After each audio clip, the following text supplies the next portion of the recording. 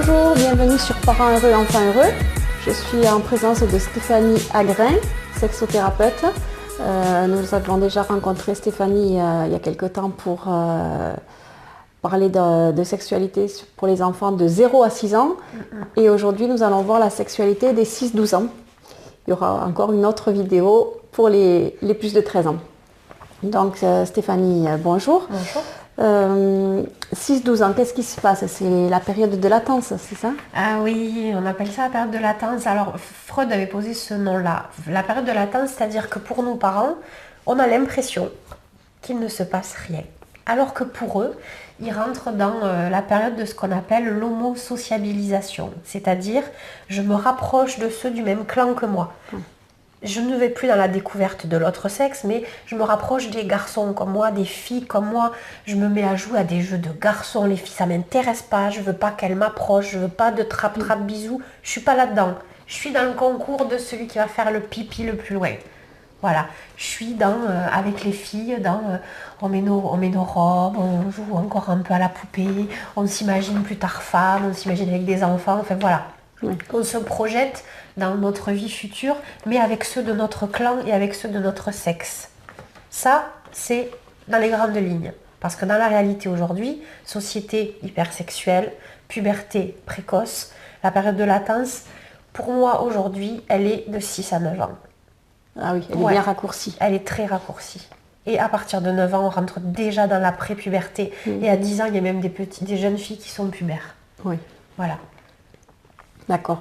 Là, est-ce qu'il y a des choses, nous, en tant que parents, pour les accompagner, les aider? Est-ce que c'est le moment de les préparer à leur sexualité à venir Oui, il ne faut pas attendre que l'enfant soit dans sa préadolescence pour lui en parler. C'est, je ne sais pas si tu as remarqué, mais ton corps, il change en fait. Les traits de ton visage se dessinent. Et je ne sais pas si tu sais, ma chérie, mais ton corps va se transformer. Et il va se transformer comment ? Ben, tu vas avoir un sein qui va pousser, mais pas l'autre. Oui. Non, je te le dis, ma chérie, parce que moi, on ne me l'a pas expliqué. Oui. Et effectivement, les jeunes filles vont avoir un sein qui va pousser avant l'autre. C'est normal.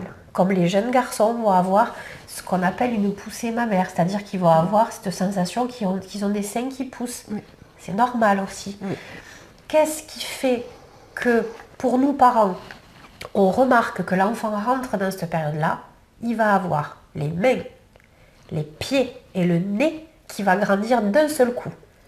Ça, c'est le signe, pied, main, nez, que l'enfant il est en train de prendre des montées hormonales qui sont en train de mettre en place sa puberté. Voilà.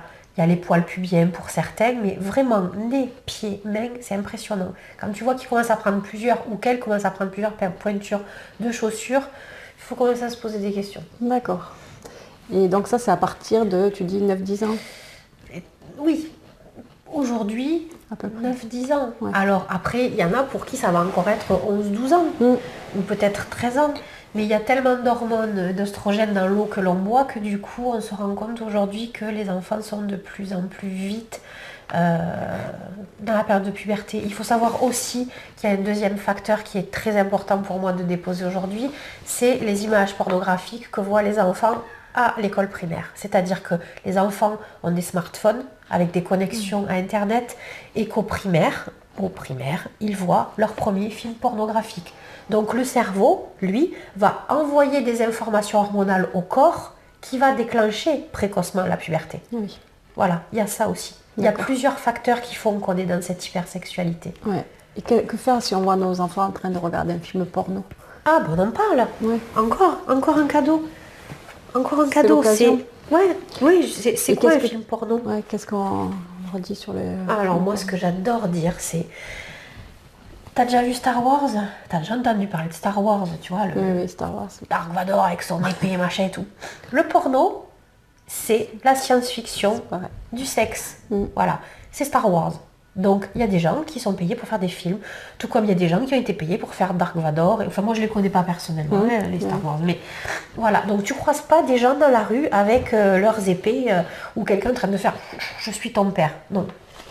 Dans la vie, c'est pareil. Le porno, c'est la science-fiction de la sexualité. Parce que mon chéri ou ma chérie, la sexualité, ce n'est pas ça. Voilà, faire l'amour, c'est pas ça. Mais moi, ton parent, même si je ne suis pas très à l'aise là, et je te le dis parce que l'enfant va observer les 93% de mon comportement non verbal, il va sentir la gêne. Donc je vais dire, tu sais, je suis pas à l'aise en fait là, ma chérie. Effectivement, oui, je m'attendais pas à ça. Mais maintenant, parce que pour moi, tu es encore mon petit, ma petite, peu importe, je vais t'expliquer. Qu'est-ce que c'est que faire l'amour? Comment est-ce que ça va se passer? Puisque si tu as vu ça, mon rôle de parent, c'est aussi de te l'expliquer. Et à partir de là, 3 phrases. Voilà. Faire l'amour, c'est juste être à la rencontre de l'autre. Je vais découvrir ta main comme je vais découvrir ton bras, ta jambe et ton sexe. Et tu te feras confiance, mon enfant, quand tu seras dans ce moment-là. C'est pas le moment aujourd'hui, à 9 ans ou à 10 ans. Mais le jour où ce sera le moment, viens, on en reparle. Tout comme je vais t'expliquer comment on fait un bœuf bourguignon, je vais aussi pouvoir te parler de faire l'amour. Et après, vers 13 ans, ils reviennent en discuter. Oui. Quand on a pu poser les premières graines à cet âge-là. Et alors, si aujourd'hui, il y a des parents qui nous regardent et qui ont des enfants de 13 ans, qui se disent pas, bon, mais voilà, moi, j'ai pas posé les graines les 13 premières années, donc aujourd'hui, je suis perdue. Non, tu utilises ce que ton enfant vit. Tu vas regarder son clip vidéo. Il regarde Maître Gims, tu n'aimes pas, regarde Maître Gims. Écoute les paroles de la chanson et va le chercher dans son univers. Oui. Mais bon, ça, on en parlera. Oui, c'est lié, oui. Après, à l'adolescence. C'est après l'adolescence. D'accord. On va pas mettre la charrue non plus avant les bœufs. Là, 6-12 ans, ça peut être, bon, en fait, ça peut arriver à tout âge. Mais par exemple, ils nous surprennent en train de faire l'amour. Oui. Est-ce que c'est aussi un cadeau? Oui. Ouais. Oui. Donc, comment on peut réagir à ce moment-là? Comment on peut réagir? Alors déjà, ça dépend si l'enfant vient te surprendre dans ta chambre. S'il vient te surprendre dans ta chambre et que tu n'as pas posé ton intimité, c'est ta responsabilité. Voilà. Et comment tu poses ton intimité? Il faut que tu saches une chose, ma chérie, c'est que papa et maman, avant d'être ton papa et ta maman, c'est un homme et une femme. Et tout comme tu as ton intimité pour te découvrir dans ta chambre, ton lit superposé ou la salle de bain. Voilà, papa et maman, eux, ils ont leur intimité dans leur chambre. Moi, ce que je vais te demander, parce que c'est juste et bon pour moi, c'est quand tu dois venir dans notre chambre, c'est de taper, d'attendre qu'on t'autorise à rentrer. Parce que papa et maman ont aussi besoin d'intimité. Maman a besoin d'intimité toute seule, et papa a besoin d'intimité tout seul aussi, comme on a besoin d'intimité ensemble. Parce que oui, nous faisons l'amour. Et là, les enfants, ils savent. Papa, maman, leur intimité, en plus, ils font l'amour. Voilà. Et donc, ils n'osent pas rentrer, hein, je suppose. C'est pas une question qu'ils n'osent pas rentrer, c'est qu'après, ils respectent ça. Et moi, je vais te dire, j'allais plus loin, c'est que je disais à mes enfants, les gars, là, c'est un moment que j'ai besoin pour moi. Donc, on va aller se poser, on va se mettre devant la télé.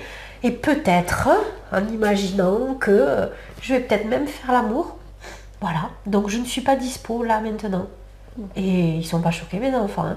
Non, non. Mais aujourd'hui, qu'ils sont ados, ils me disent, ouais, maman, là, par contre, je vais me poser dans ma chambre, j'ai besoin d'intimité. Il n'y a pas de problème. C'est ok. Merci. Très bien. Et que penses-tu de leur parler de notre cas personnel, justement, pour aller encore plus loin, de notre sexualité, par exemple, à leur âge? Où est la limite entre notre intimité et la transmission? Où est-ce que toi, tu la situes? Ben, ça dépend, voilà. C'est personnel, je pense. C'est ça, c'est qu'est-ce qui est juste et bon pour moi. Voilà. Jusqu'où je suis capable de dire les choses parce que je pense que c'est de la transmission et où est-ce que ça fait partie de mon intimité. Est-ce que je vais oser dire à mes enfants que j'ai fumé une cigarette? Est-ce que je vais oser dire à mes enfants que j'ai piqué un verre d'alcool à mes parents? Moi, je suis partie du principe que mes enfants savent, pour que mes enfants me parlent et pour que les enfants parlent, c'est si tu veux que je te parle de moi, ben parle-moi toi aussi de toi.